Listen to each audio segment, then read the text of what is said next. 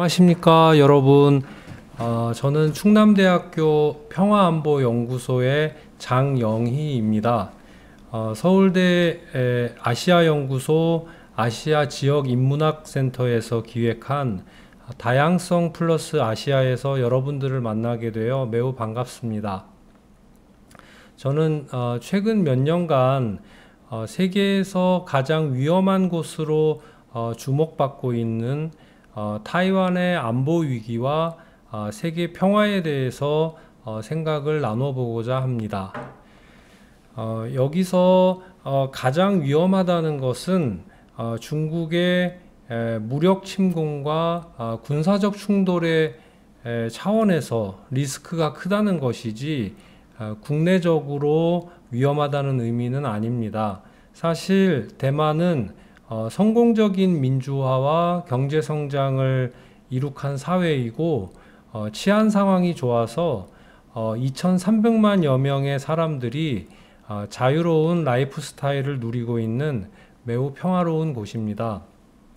그런데 미국과 중국의 전략적 경쟁이 치열해지고 안보 위기가 고조되면서 대만이 전쟁의 공간으로 변하는 것이 아닌가 걱정하고 있고, 심지어는 제3차 세계대전의 발화점이 되는 것이 아닌가라는 우려를 낳고 있습니다. 이러한 위기에서 직관적으로는 중국 공산당이 이끄는 중국이 그 첫 번째 원인 제공자라는 것은 누구도 부인하기 어려운 사실입니다. 그런데 저는 이 문제를 좀 더 구조적인 차원에서 생각해 보려고 합니다. 그래서 강의의 제목을 타이완 패러독스, 세계 평화를 위협하다라고 정해봤습니다. 저는 대만과 중국의 양원 관계를 규정할 때 대만 해협이 대륙 세력과 해양 세력이 구심력과 원심력을 사이에 두고 줄다리기를 하고 있는 공간이라고 말합니다. 그리고 관계의 딜레마가 해결되기 어려운 상황에서 절묘한 세력 균형이 이루어져 왔고, 현상 유지라는 타협점을 통해 평화와 안보가 유지되어 온 곳이라고 분석합니다. 그런데 중국의 힘이 강해지면서 대만 해협에서의 세력 균형이 점점 흔들리기 시작했고, 시진핑 시기 들어서 중국 공산당은 중국의 꿈을 실현하기 위해 힘으로라도 통일을 완수하겠다는 의지를 강하게 표명하고 있습니다. 미국도 트럼프 정부 때부터 지난 40여 년 동안 대중국 외교에서 금기로 여겨져 왔던 대만 이슈를 지렛대로 활용해서 시진핑 체제를 흔드는 전략을 구사하기 시작했습니다. 미국이 대만 이슈를 카드로 사용하는 전략의 이면에는 중국이 국내적으로 민족주의를 강화하고 대만과의 통일을 핵심 이익이자 레드라인으로 설정하고 있는 상황에서 이 카드가 중국 공산당의 체제 정당성을 흔들고 시진핑 체제의 기세를 꺾어 미국에게 손을 내밀게 할 수 있는 협상의 지렛대가 될 수 있다는 생각이 깔려 있습니다. 그런데 시진핑 체제 하에서 중국 정부는 대만과의 통일을 통치 정당성 확보와 부국 강병의 꿈을 달성할 경로로 선전해 왔기 때문에 중국 국민들 앞에서 미국에게 약한 모습을 보일 수 없는 외교적 유연성이 매우 취약해진 상황에 놓여 있습니다. 문제는 인화성과 폭발성이 강한 지정학적 단층선 위에서는 겸허한 인내심을 갖고 평화적이고 단계적으로 협력과 통합의 정당성을 강화해 나가야 되는데 성급하게 현상을 변경하고 섣불리 세력을 확대하려고 하면 책임질 수 없는 전쟁의 비극을 불러올 수 있다는 것입니다.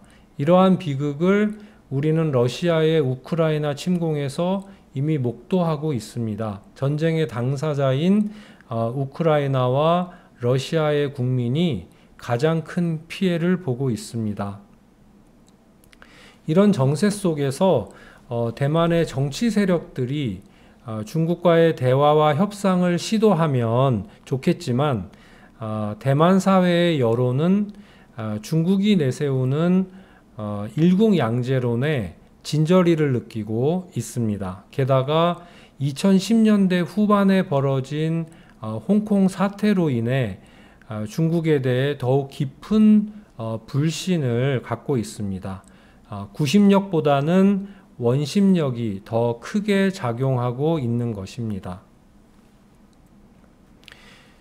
더 큰 문제는 중국 공산당이 대만의 집권 세력인 민진당과는 일체의 대화를 거부하고 있다는 것입니다.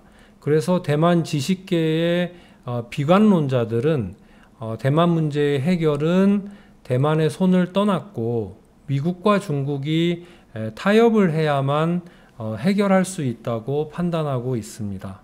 그래서 저는 이러한 상황을 타이완 패러독스라고 표현했습니다. 미중 경쟁 시대에 지정학적 중요성과 반도체 산업으로 인한 지경학적 지위 때문에 대만의 전략적 가치가 크게 상승했지만 스스로 안보의 문제를 해결하려고 하기보다 미국의 결정권을 넘겨줌으로써 오히려 대만의 외교적 자율성은 약화된 상황을 우려한 것입니다.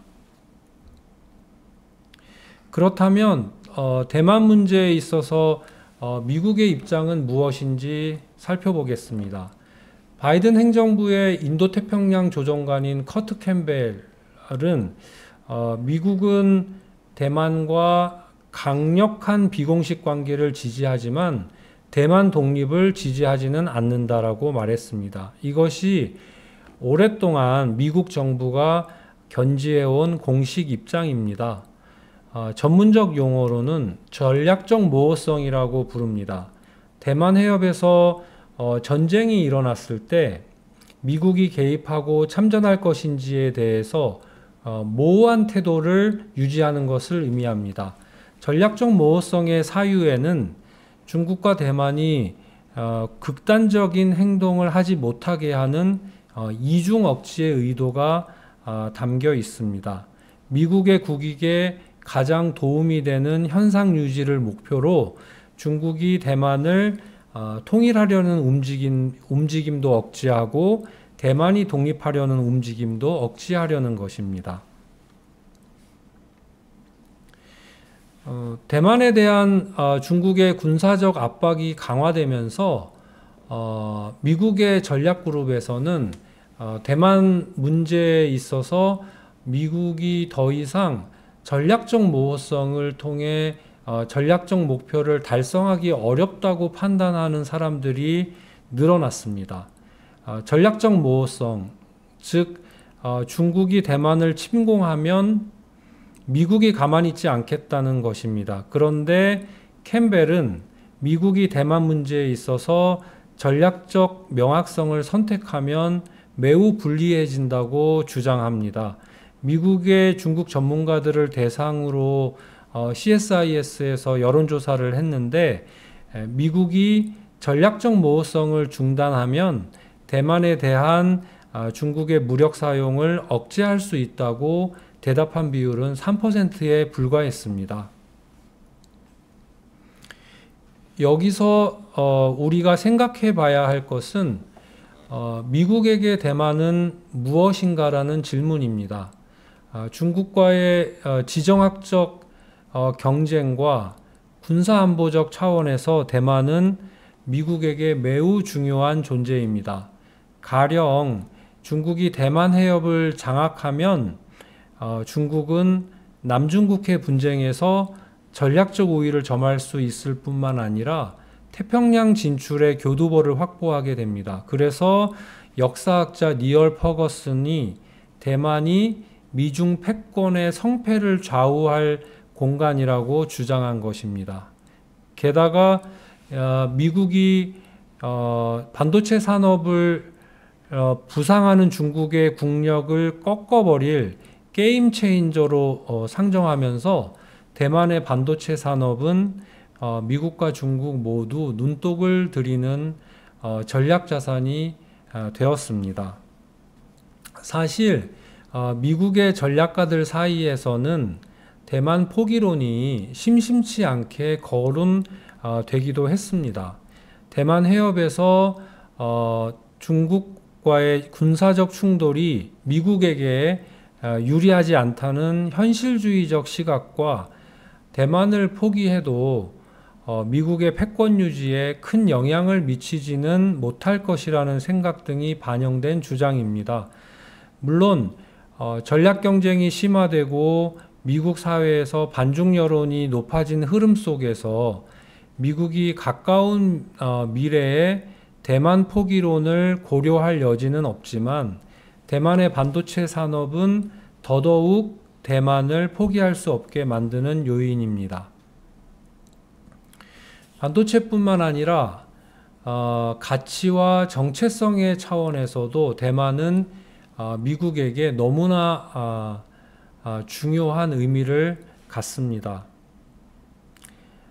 민주주의와 인권 등 보편적 가치를 내재화하고 있는 대만은 미국적 세계관 확장에 중요한 정당성을 부여하기 때문입니다.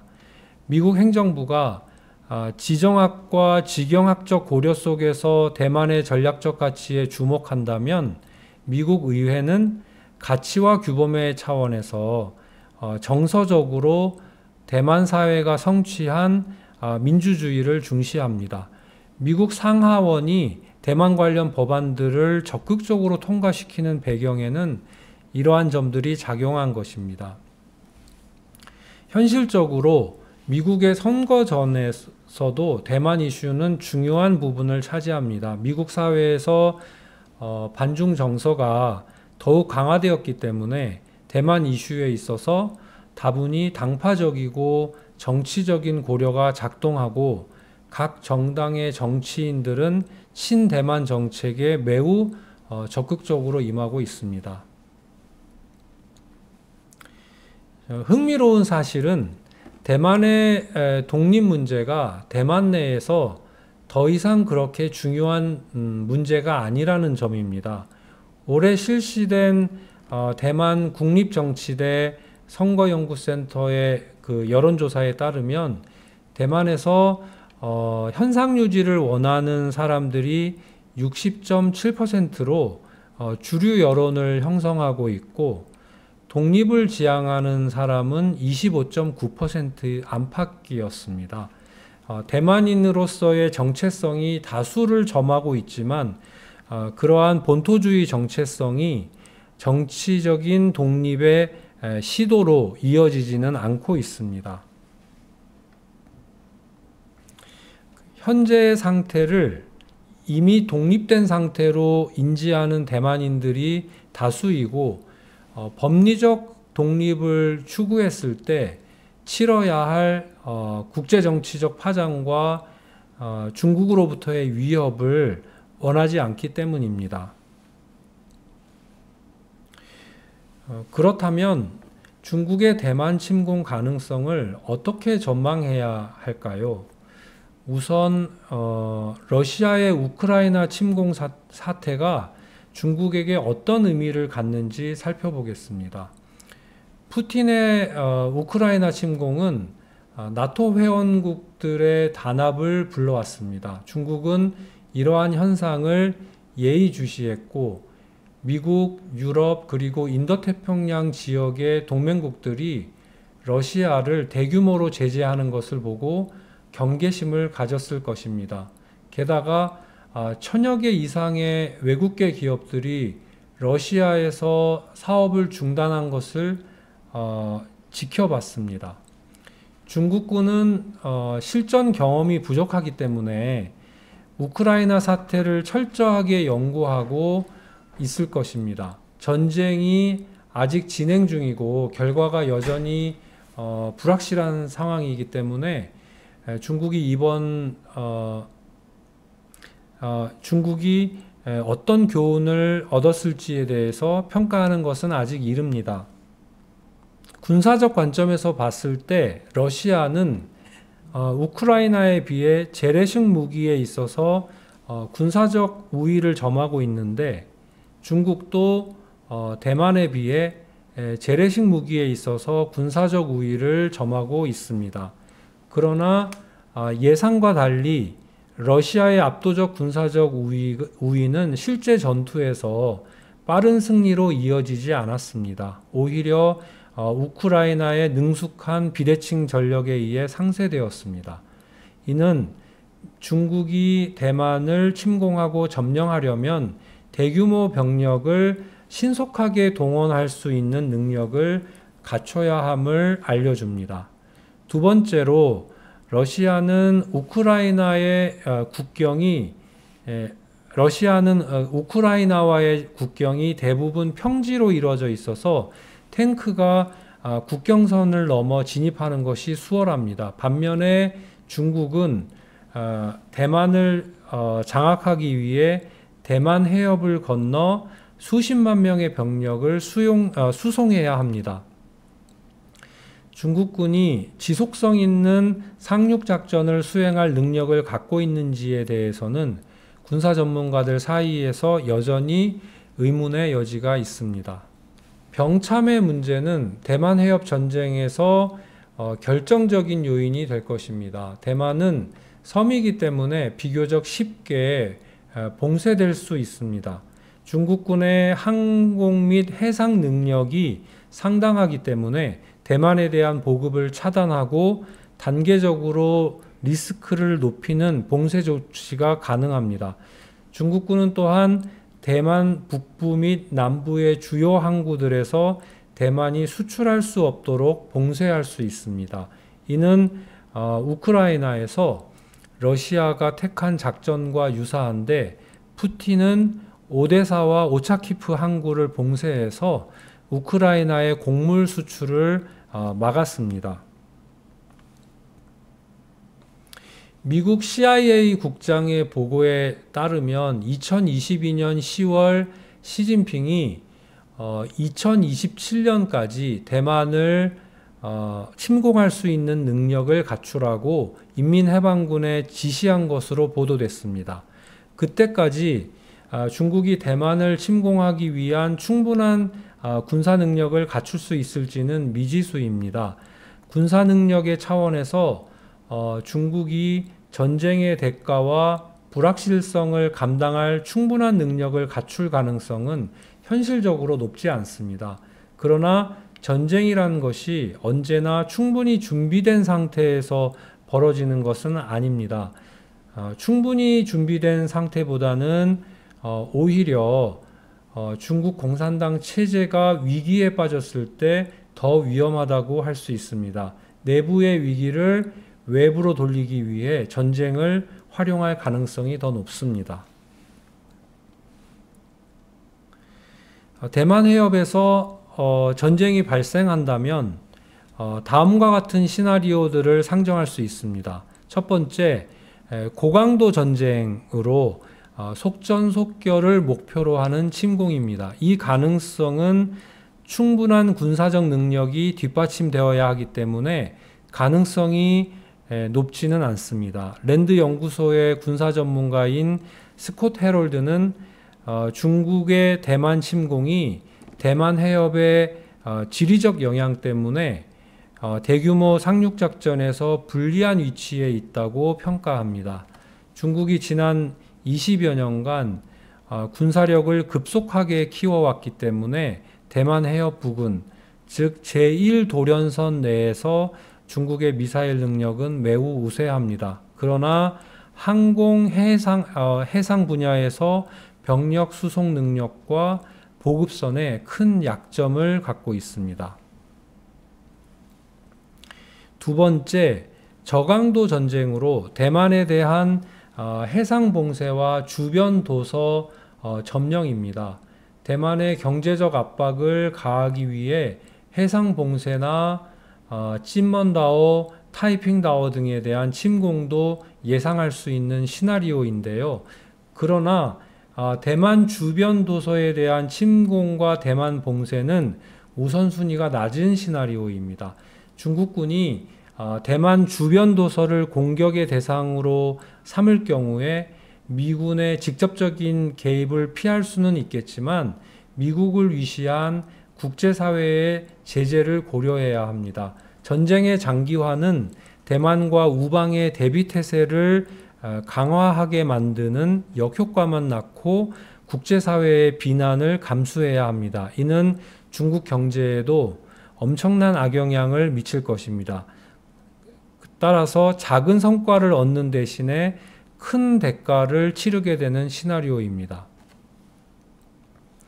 현재로서는 사이버전과 정보전을 혼합한 하이브리드 전쟁의 가능성이 가장 높습니다. 사이버 공격으로 중요 시설을 마비시키고 가짜뉴스를 퍼뜨려 대만 사회를 교란합니다. 대만 내의 친중파들을 끌어들이고 동시에 특수부대를 투입해 미군이 개입하기 전에 단시간 내에 대만 본도를 점령하는 시나리오입니다. 2014년 러시아가 우크라이나 위기 때 크림반도를 병합한 방식입니다. 이 경우 대만인들의 전쟁 의지가 중요한 변수가 됩니다. 우발적인 충돌 가능성도 있습니다. 일부 군사 전문가들 사이에서는 우발적 충돌로 인해 걷잡을 수 없는 분쟁 국면에 돌입하는 것을 우려합니다. 그러나 우발적 충돌은 확전 가능성이 낮습니다. 미국과 중국 양국이 우발적 상황이 정면 대결로 확전되는 것을 원치 않을 것이기 때문입니다. 시진핑은 작년 가을 자신의 사면임을 확정한 20차 당대회 정치보고에서 대만 문제를 힘으로 해결하는 것을 포기하지 않겠다고 말했습니다. 평화통일의 입장을 견지해온 과거와 비교했을 때 매우 높은 수위의 발언으로 해석됩니다. 과거 중국의 통일 담론이 중국이 현대화에 성공하면 대만 통일이 자연스럽게 이루어질 것이라는 입장이었다면 시진핑 시기의 통일 담론은 중국이 현대화를 달성하기 위해서는 대만 통일이 우선적으로 이루어져야 한다는 입장으로 변했습니다. 이런 담론의 변화는 대만 문제를 더욱 풀기 어려운 구조로 만듭니다. 물론 강력한 블러핑을 통해서 미국과 대만의 타협적 태도를 끌어내려는 의도도 숨겨져 있습니다. 네, 마무리하겠습니다. 미국과 중국이 주도권 다툼을 벌이는 가운데 여타 국가들은 미국과 중국이 만들어낸 구조적 전환 속에서 심각한 국익의 손실을 감당하고 있습니다. 3차 세계대전의 재앙을 예감하기도 합니다. 특히 한국이나 대만과 같은 지정학적 중간국이자 통상 문화국가는 능력을 발휘할 시장과 무대가 좁아지고 있습니다. 미국과 중국의 권력장에서 벗어나 외교적 자율성을 발휘할 공간을 확보하고 나아가 미중을 중재할 수 있는 담론의 장을 만드는 것이 무엇보다 필요합니다. 이러한 과제는 쉽지 않지만 다자협력기구를 통한 관계 회복에서 시작되어야 합니다. 다자적 관계를 통해 평화와 안보를 위한 공동의 규범을 만들고 실천하는 것이 출구 전략의 시작점이 될 것입니다. 이상입니다. 긴 시간 제 이야기에 귀를 기울여 주셔서 감사합니다.